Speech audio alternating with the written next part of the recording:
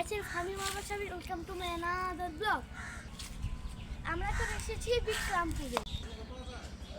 এই যে আমাদের কত বড় পুকুর, এখানে মাছ চাষ করে। এগুলো হলো পাটখড়ি। এই যে বড় একটা মাছ,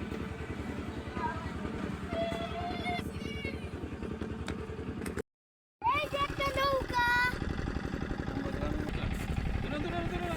এই যে সুন্দর একটা জায়গা। দেখেন পিছনে ভিউটা। তারপরে ওই যে ওখানে এখন বর্ষাকাল, এখন পানিরা হইচই করছে। কত বড় একটা গাছ, দেখেন কত বড় রাস্তা।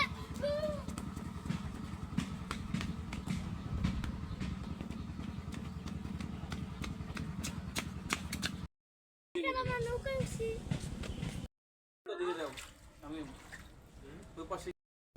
গরু আজকে পর্যন্ত এই রইল।